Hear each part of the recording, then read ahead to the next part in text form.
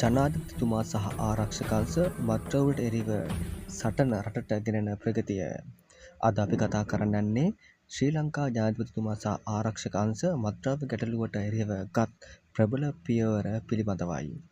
මත්ද්‍රව්‍ය අපරාධ රටේ සමාජ තුළ දරුණු බලපෑම් ඇති කරන ලොකු ගැටලුවක් බවත් ඒ සඳහා ජනාධිපතිතුමා දැඩි අවධානය යොමු කරමින් ආරක්ෂක අංශ සමග එක්ව ක්‍රියාමාර්ග ගෙන යන බවත් අපට වාර්තා වේ. ආරක්ෂක අංශ විසින් පසුගිය මාසවල ගොඩනැගුණු විශාල මත්ද්‍රව්‍ය අත්අඩංගු ගැනීම් සහ හෙළිදරව් කිරීම් සටනේ ඉහළ මට්ටමේ ඉදිරියක් බවට පත්ව ඇත. ජනාධිපතිතුමාගේ නියෝග අනුව මත්ද්‍රව්‍ය වෙළඳාම නතර කිරීමේදී නීතිමය හා නිරෝධායන ක්‍රියාමාර්ග දැඩි කිරීමට දැඩි අවධානයක් යොමු කරමින් ආරක්ෂක අංශයට අවශ්‍ය සහාය සපයමින් සිටී.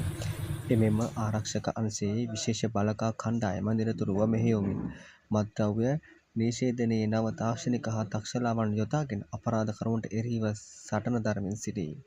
මේ වන විට දේශපාලන හා ආරක්ෂක අංශ අතර සම්බන්ධතා තදබල ඇති වී රටේ මත්ද්‍රව්‍ය ගැටලු පිළියම් සොයා ගැනීමේ අරමුණ සඳහා ඒකාබද්ධව කටයුතු කරමින් සිටින්නේ අපේ රටේ සාමකාමී හා ස්ථාවර සංවර්ධනයක් මඟ පෙන්වමින්.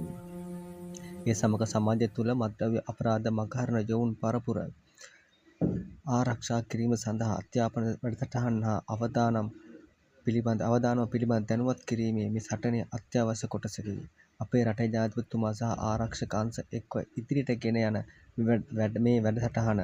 මේ සටන මත්ද්‍රව්‍ය අපරාධ අවම කිරීමේ රටේ සාමය සහ සංවර්ධනය තහවුරු කිරීමේ දැක්මක් සතු වේ. ඉදිරි දිනවලත් අපි ඔබ වෙත මෙම සටන පිළිබඳ නවතම තොරතුරු හා ප්‍රගති හෙළිදරව් කිරීමට ගෙන එන්නෙමු. සබ්ස්ක්‍රයිබ් කරන්න.